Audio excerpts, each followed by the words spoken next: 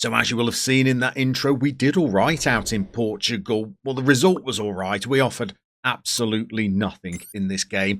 2 shots the entire match, only 1 on target, 0 highlights for us. But our opponents only had 6 shots themselves and their XG was lower than a 1. We went out there with a fairly defensive kind of strategy. We weren't trying to score. I was just trying to keep the score down pretty much so I could bring it back to Wales and still have a chance going into the second leg. There is a chance. They are significantly better than us. In fact, they have had a bit of a worrying season last campaign. If I show you how they did, I'm not sure how we managed to keep this down to 1-0 in the first leg. There's only the big 3 of Porto, Benfica and Sporting that managed to finish ahead of them in the Portuguese league last season. So this lot are no mugs. And we are a very unhappy camp right now. I was able to register 1 additional player for this round of European competition. The man I went with was Golding because I had a look at the dynamics and he was the only one that had gone public with his concerns. So in the pecking order of how unhappy people were, he was right at the top. I've registered him and placated him. He's absolutely fine now. The 2 that are woefully unhappy, however, are Remy Savage, who can't stand the sight of me despite only playing 1 competitive game for us, and Harry Brook, who now thinks I'm an absolute fool. To begin with, he was all right with not being registered for Europe, but he has well and truly thrown his toys out of the pram now.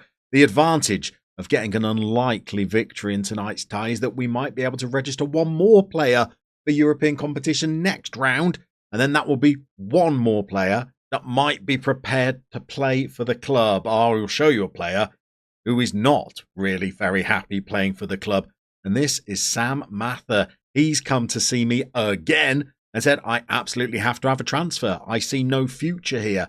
Bearing in mind, he was only at the club for 17 games at the end of last season, and he could have come at the end of the last campaign and said, hey, I think after doing half a year here, I should move on. No. He waits until the season is up and running, and then he comes and disrupts things. I gave him the old, I'm not going to actively try and sell you, but if any bids come in, I will consider them. Spoiler, I won't, because those bids will come in for between £1,000 and £8,000. I'd rather just let him run his contract down. But let me know your ideas down in the comments below. What are your techniques for keeping these players happy? Because ones like Harry Brook hadn't even made their debut for the club before they were in my office saying that they might need to look to leave. How do you keep these players happy when all around you seems to be crumbling? The big mistake I made, I think, was in my original registration of the squad for the first round of the Europa Conference League. I should have left gaps in it, but I panicked. We couldn't register a full squad of 25 anyway because we didn't have enough players that had been trained either in Wales or at Haverfordwest. And so I just filled the squad up, just trying to make sure that I could make a first 11 and somewhat of a bench for the game against our San Marinese opponents. That was a mistake. I should have put greyed out players on the bench or kids from the under 12s and left gaps, but I didn't have that kind of intelligence or foresight to do that. And now I'm having to take 1 out at a time and add a star in just to try and keep them happy. As well as that game out in Portugal, we finished our pre-season and we've played our first competitive domestic game. It was in the League Cup. We played Ammanford and we were very convincing in a 3-0 win. In fact, it should probably have been more. Oakley Cannoneer has finally decided that he is going to score goals. We played him as an advance forward rather than a poacher. That seemed to work. Tom Holland got those spidey senses tingling with grabbing the 3rd goal for us. And we looked very good and we were able to play Brook and play Savage and have pretty much our full strength side out. The only player that didn't really come to the party was the sulky Messi. Sorry, the Salford Messi, I should say. But I'm hoping that we might be able to spring a surprise tonight. So this is a long shot, but with the calibre of player that we've signed during the transfer window, I do feel that there is a chance that we might score a goal. I'm not so confident that we will be able to keep a clean sheet, but if we were to progress, just saying, if we were, we've been handed either another Kazakh side in the next round or Dnipro from Ukraine, I believe. So the winner of that tie will face the winner of ours. And you never know, if we could scrape through this one, well, we might be able to go one more round, and maybe that would even be enough to get us into the group stages. And then the money really would be coming. But we got to try and do something in this game. We produced absolutely nothing in an attacking sense in the first. So we need to try and score a goal. We've had an early shot, but the first highlight looks like it's going to our opponents. And if he scores from this, well, it really would have been an uphill battle, but it's gone wide. And, well, we've got to the 15-minute mark and we are still in the tie. We're not using the same defensive measures that we were using out in Portugal.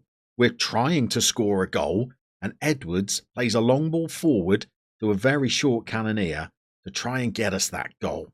We've lost out in the midfield. I felt the ball was there to be won. We couldn't do it. Cannoneer really is herring around, trying to make something happen up front. They've opened us up in the wide fullback positions. It's a good tackle that's gone in. We didn't emerge with the ball, and we've relied on the beach already. Pretty even, though. The XGs are similar. Both had 2 shots. Both had 1 on target. We've not looked very likely. Sam Mather is playing poorly again. But as we approach half-time in the second leg of this tie, so far, we are still in it. But it's yet another highlight that starts with possession with our Portuguese opposition. Silva's on the ball. Back to Balotta. Ribeiro. They are very comfortable in possession. We are not quite so strong in the press. I have dropped the line of engagement down just 1 notch, hoping that that would mean that there would be less space in behind us because it naturally brings the defensive line back just a little. And I didn't want to be out of this tie by half time, but for the second half, I might need to push that line of engagement back up again. So we're still searching for a goal to keep us in Europe. Okay, I've pushed that line of engagement. So we're now playing the exact same system against a team that finished 4th in the Portuguese top flight that we were playing against Ammanford in the League Cup at the weekend. That may mean that we get opened up at will during this second period, but we need a goal. So we're going to give it a go. The other thing we really need is for Mather to put in an improved performance. But from the kickoff, we've been undone already, and I fear that could be the tie over with. We've got the ball there, Tom Holland. He was too busy dwelling on the ball, and we don't get close enough to their striker as he strokes it into the side netting. Now the game is going to be tough. And I'm thinking, was that the result of the wrong halftime team talk? Whenever you give a halftime team talk that doesn't elicit a motivated response, I do seem to concede within 2 minutes of the restart. And now on 50 minutes, we've given away a penalty. And was that Tom Holland again? Maybe he can't see properly with his mask pulled down, but I think he's clipped somebody in the box. The beach is there to tip it around the post. I guess, tentatively, that keeps us in the tie. But we really need to find a goal pretty soon, I would say, in order for that to be the case. I'm not sure. In a game and a half against this outfit, we've had an attacking highlight yet. We'll try and encourage the players. Could they at least get us a goal so it's an exciting last 10 minutes? Even that looks like a forlorn hope. We've got tired players as well. We don't really have the bench that's going to improve things. We're going to throw on Gerrans for Hickey. No, it's going to have to be for Monlouis. We're also going to throw on Bevan in the midfield for the disastrous Tom Holland. Mather is now sub 6. So let's get Kian Kinsella on instead. Bobby Mack can consider himself unfortunate that he's not joined the fray as well. As we throw the ball into the box, it's headed behind. We have a corner. We are at least pressing. That corner doesn't even deliver a highlight for us. The 2 shots we have had on target give us an XG of almost a 1. But it is not enough on the night, and it is not enough across the tie. And our European campaign is over for another year. If we're going to look at things positively, we've just gone around further in Europe than we went the year before. We managed to beat 2 opponents to get that far. For a club from Wales, I guess that's reasonable progress, and financially, it's really paid off. £85,000 for reaching the 3rd qualifying round, £471,000 for also reaching the 3rd qualifying round, and £471,000 for just being a part of the fun. That means there's £1.8 million in the club's bank balance. We can use that later on if we do stay another season, potentially, to try and improve our facilities once more. But now we've got to get ready for our first league game of the season, because it's probably going to be the more important barometer of whether we get an improvement in our coaching reputation by the time we reach the end of the season. Just in case we needed reminding of what a tough season it's going to be, TNS are 1-10 favourites for the title. We are second favourites, 7-1 shots. We've also got 3 players in the Media Dream 11, Beach, Pie and Mather, although Mather is incredibly unhappy at the moment. This afternoon, I think we are going to be able to name pretty much our strongest 11. A couple of players are going to drop out because of some fitness concerns after playing in Europe on Thursday. Marsh Hughes is going to drop out, so is O'Reilly, but we're going to bring in Pye, a left back who was injured for our European campaign despite us having registered him, and he is in that Media Dream 11. I don't think he's the best signing we've made. Maybe there's an absence of good left backs in Wales this season. We're bringing Brooke back in as well. We've got Savage, who's going to be playing centre half. I think we are at our strongest, and today we're going to be taking on Cardiff Met Uni, who were bottom of that media prediction and are newly promoted, I think. So we are going to see whether we can get a strong start to the season against Cardiff Met University. Whilst we're getting into that game, a little bit of admin. There will be no episode of The Quest on Saturday as we start to get ready for Christmas in the Llama household. So the next episode after this will be back on Tuesday, which I think is Boxing Day. And then we'll be back to our regular schedule of Tuesdays and Thursdays at 2 p.m. and Saturdays at 10 a.m. So it's only this Saturday that we are going to miss an episode of. You can, of course, also join me on Twitch with my save out in Sweden, deep in the Arctic Circle. That's 1 p.m. UK time, Mondays, Wednesdays and Fridays. And Holland goes very close to giving us a dream start to the season as he hits the crossbar inside the opening couple of minutes of the game. What a breathtaking start it is to this first fixture of the season. Cardiff Met University are at home.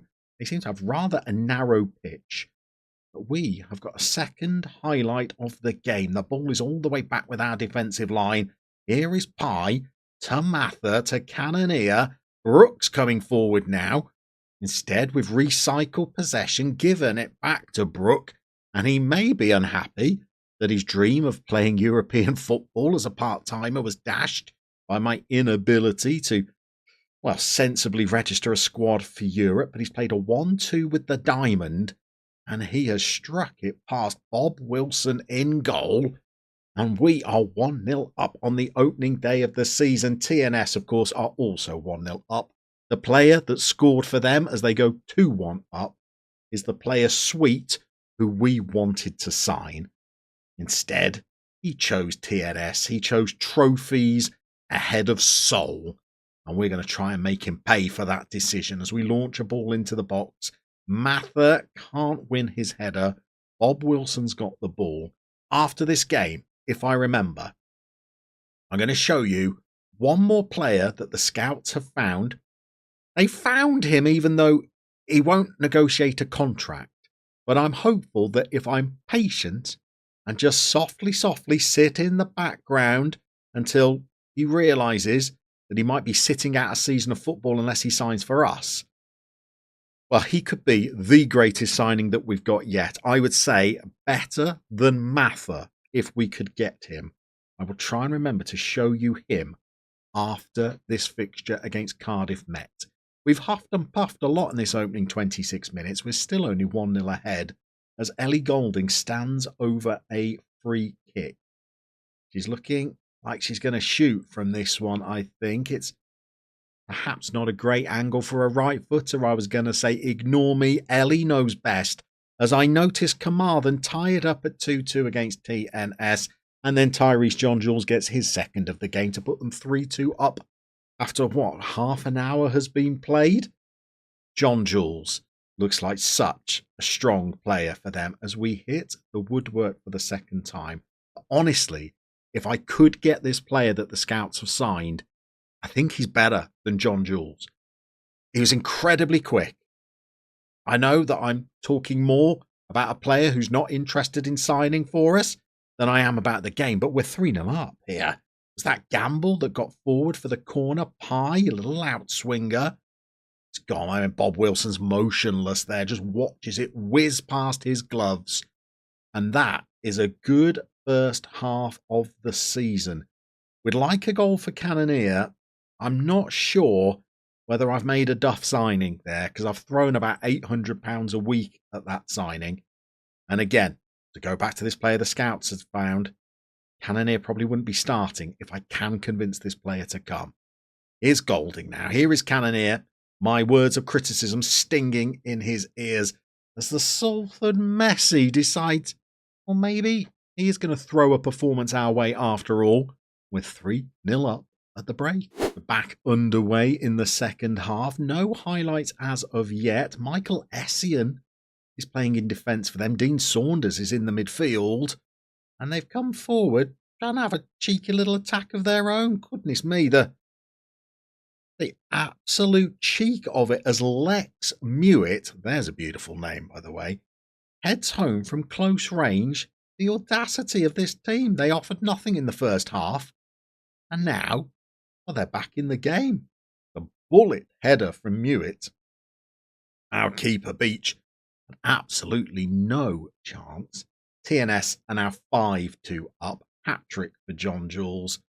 It's going to be so hard to lay a glove on them this season, but I think we're a lot stronger than when we arrived a year ago. Mather now plays the ball to Edwards. We got two men unmarked in the box.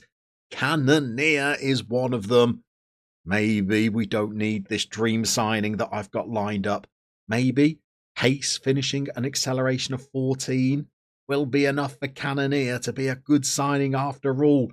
They were lining up to tuck that one away. The Salford Messi was there if Cannoneer hadn't been. And we are now 4-1 up. The game is looking comfortable. I'm going to throw on a couple of subs.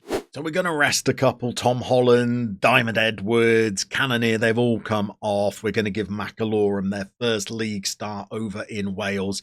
Can Bobby Mack be a good impact sub for us this season? That would be an absolute dream. We're approaching 70 minutes. We've won the ball back. Monlouis steps into midfield and takes possession of the ball. Mather is fed a long ball. He is chopped down. Now, obviously, Bobby Mack should be the man that's going to the spot here. I fear he may not be. Instead, it's old Tricky Gamble, who comes forward from right back, hammers his penalty past the keeper. Is that his second goal of the game? Is the inverted fullback now on a hat-trick? As Beach comes and claims a deep cross. And are we going in search of a six? We've looked pretty convincing this afternoon. And here we go again. Gamble plays it up the wing. Akpan's come on the right. Ellie Golding is just foraging in the midfield. And Akpan now has got pace. Instead, he delivers early. Bobby Mack chases one down. Can't get on the end of it. We are now seeing Kinsella and Bobby Mack on the pitch at the same time. They're not the same person, but they are both absolutely deadly. This is a statement for us. I know we're not playing the strongest of opponents, but TNS mean business. They've already scored a hatful in their game on the opening day of the season. So we want to try and match them if we can. And here is the man that you love the ball to drop to when it's one-on-one with the keeper. He takes pity on the opposition. Yeah, he's a charitable individual, Bobby Mack. He didn't want to rub it in by scoring an extra goal. 6 will have to do. Now, let's show you that player. So here we go. We've got a scout working in England. They found a few good uns. Callum Osmond I could bring in, but we'd have to pay the full £500 a week, but I think he would be an excellent signing. But the one that really interests me is Fabio Tavares, who's played for Coventry, Rochdale and Curzon Ashton, but they've got pace of 16 and acceleration of 17. I think that would terrify veterans playing at centre-half in the Welsh League. They can also play on the right or the left. They've got great dribbling, agility and finishing as well. The off-the-ball movement looks fantastic. Tyrese John Jules surely could not keep up with him in a foot race. If we could bring him in, that would be a dream. But we might need to just wait for the transfer window to develop a little bit more. We're now going to go and play a whole bunch of games. We're top of the table after just one of them, but we've got TNS in our next game. And the slide into mid-table mediocrity could begin there. I guess we'll find out when we come back for our next episode of The Quest.